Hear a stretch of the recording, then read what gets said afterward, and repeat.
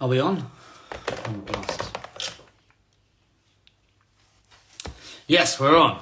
Yes, ho ho ho, season's greetings to one and all.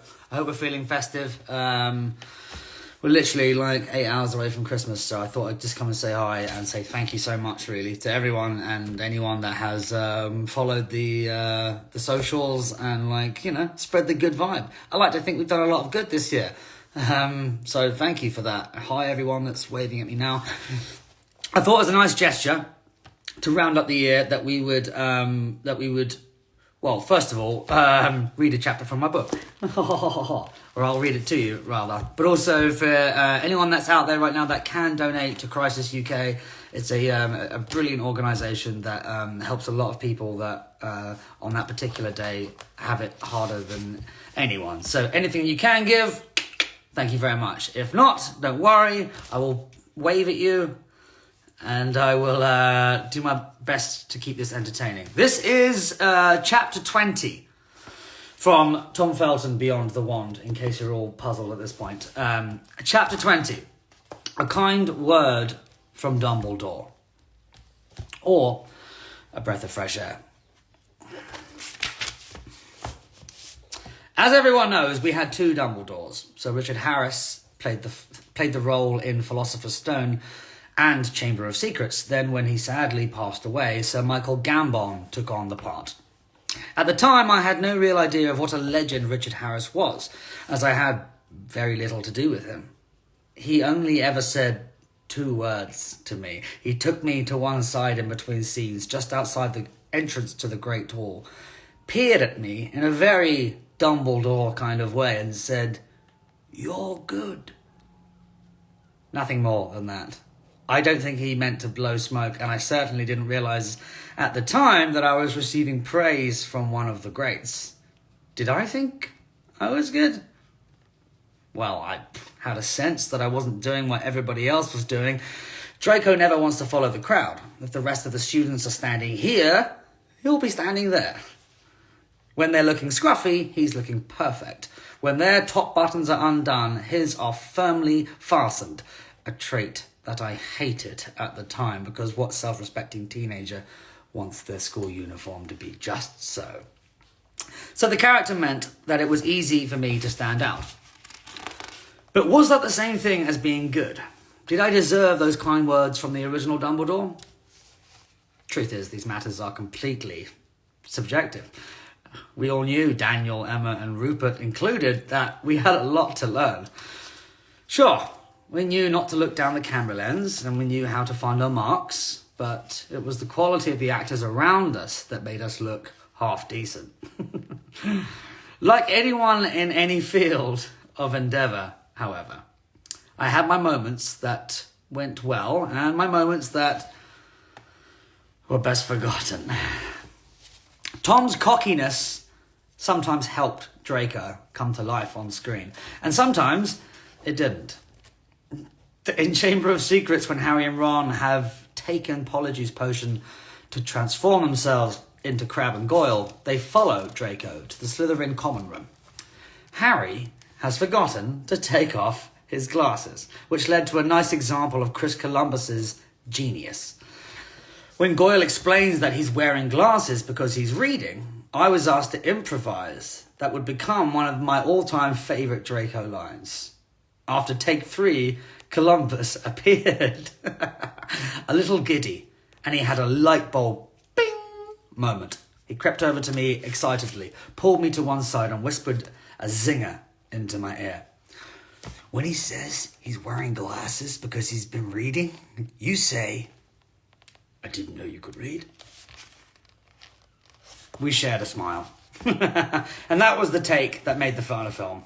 I knew it because Chris burst out laughing after calling cut. The following scene, on the other hand, was not my finest moment on set.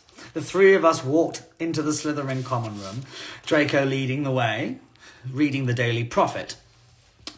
Draco had a fairly chunky monologue. I didn't know my lines at all that day, and it cost them a good few hours of filming. I received a very substantial reprimand from David Heyman, and a phone call was even made to my mum, telling her that I had to know my lines or else. They ended up printing out bits of the script and sticking them into the newspaper so that I could read them out. Oh wait, read that again. They ended up printing out bits of the script and sticking them into the newspaper so that I could read them out. I doubt Richard Harris would have been massively impressed if he'd been in attendance that day. As I became more experienced, I began to understand that the notion of being good or bad in a scene is more nuanced than most people imagine. You can act your socks off, but if you're not connecting with the other actors in the scene, you're not doing a good job. Just like whacking a tennis ball as hard as you can doesn't make for a good game of tennis. There is no individual good or bad. It's about the ensemble performance, about context, about interpretation and opinion. If Rupert had played Draco and I played Ron, would the films have been different? Or better? Or worse? Yes, to all the above. Everyone's going to have their own view. So I remember that kind word from the original Dumbledore with warmth, but I also take it with a pinch of salt. Much of what I exuded in those early films was the cockiness of a kid who was comfortable in front of the camera. The compliment felt good, but I kept it in perspective. Okay, last bit. Thank you already. Amazing. We've raised over $400 for Crisis UK. This is going to help so many people tomorrow. Thank you from the bottom of my heart. It means a lot to me. Okay. I had far more to do with our second Dumbledore than with our first. Richard Harris and Michael Gambon were very different characters in real life. Richard Harris reminded me of my grandpa in many ways. He had a warm, quiet wisdom about him, so well suited for the part he played. Michael Gambon was more of a showman. He might have played the old wizard, but he was very much a young boy at heart. He was self-deprecating, but was at that age and stature that he could say almost anything and get away with it. However outrageous. He loved a funny story or a quick joke, and I think that comes across in his interpretation of the character. He gave, in my opinion, an incredibly impressive performance, especially in Half-Blood Prince. Most of all, he was a lot of fun. One of the cardinal rules during filming was that you were never allowed to drive yourself to work. Physically drive yourself to work. I think there were insurance reasons for this, but much more importantly, the production people knew that half their cast would be late if they didn't have a driver sitting outside their front door at 6:30 every morning, ready to take them to work. Not what you want when you're trying to herd. Not what you want when you're trying to herd 30 people onto set at the same time. There's an exception to this rule, to every rule. However, in this case, Michael Gambon was it. He was a car guy. He had a brand new Audi R8 at one point, and later a Ferrari. He drove himself into work and parked the motor right outside door 5, which was just about the most inconvenient place to put it. I'd be getting my hair dyed and I'd hear the revving of the engine outside. You best believe I was up out of that seat and running outside to check out Gambon's car with a head full of peroxide and silver foil. Oh, it's terrifying. He used to let us kids sit in it. And although I'm sure he was breaking all manner of regulations, who was really going to argue with him? I mean, he's Dumbledore, after all. Gambon liked to play dumb. He would often put on a pretense of confusion. What scene are we doing, darling? Where are we? Which character am I again? But I'm sure he was largely winding people up. There were occasions where he had less than a complete grasp of his lines. They once had to be held up for him on massive boards behind the camera, which made me feel a little better about my own occasional shakiness in that respect. It didn't mean that he wasn't taken very seriously. He was. and particularly by me, when the time came for us to shoot what was perhaps Draco's most significant and memorable scene, atop the lightning-struck tower in Half-Blood Prince.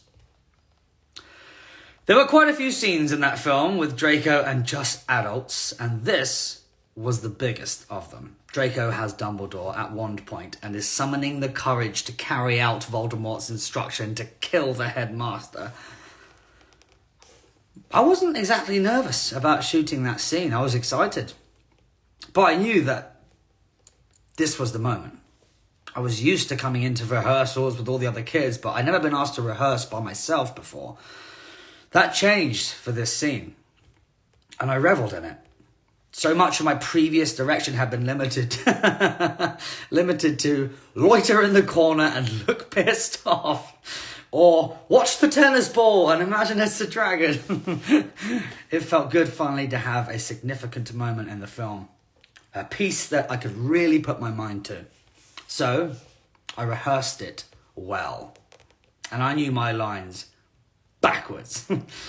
The big day arrived, and for some reason, despite my preparation, I kept stumbling over a particular line. And it's a strange thing, because once you go down that particular rabbit hole, it's difficult to scramble back up. A little voice just starts nagging in your head. You know these lines. You were awake all night reciting them. Why can't you get it right? And once that voice starts nagging, there's no turning back. It's a bit like corpsing on set. We did 3 or 4 takes, maybe more, and on each occasion I messed it up. They called for a break, and Gambon magicked up a cigarette from out of his beard. He and I, often to be found outside the stage that housed the astronomy tower, having a breath of fresh air, as we referred to it. There would be painters and plasterers and chippies and sparks, and among them all would be me and Dumbledore having a crafty cigarette. Breath of fresh air, old chap, he suggested. We stepped outside, Gambon in his robes and the beard sock he wore, mostly to keep it straight, but partly out of fear that he'd set it alight with his cigarette. Me in my full black suit. We lit up, took a few puffs, and then I apologised.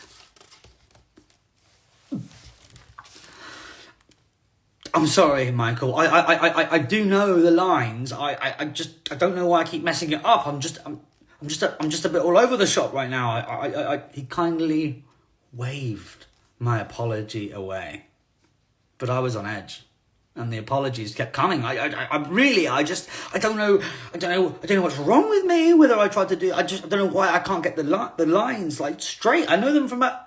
So he smiled, and he said, "Dear boy, do you have any idea how much they pay me per day? At this rate, if you keep fucking it up, I'll have a new Ferrari by next week." He was absolutely deadpan. Said it like, "Dear boy, do you have any idea how much they pay me per week? At this rate, if you keep fucking it up, I'll have a new Ferrari by next week." No hint of a joke. You keep doing what you're doing, son. Did he say that to calm my nerves? I don't know. But I do know that I instantly felt the pressure lift. We went back onto the set, and from that moment, everything went swimmingly. Oh, that's fun. That's fun. All right, guys, there it is. Beyond the Wand, Tom Felton. Thanks for listening. Also, thank you so much. Oh, my days. When you got to $600, that's incredible. No idea how many people that's going to help tomorrow. So, mate, that's, I'm over the moon about that. Thank you so much. That's made my Christmas already. We're nearly at 600. Come on, guys. Thank you. Thank you. Love you all. Merry Christmas. Thank you so much for all your support. Thank you. Yes, we're going into Christmas now too. Yeah, 22.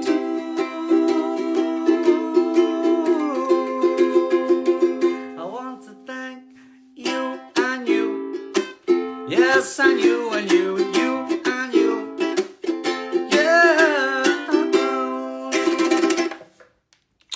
Santa baby. Thank you very much, guys. Happy Christmas, and I'll see you in the new year. Peace.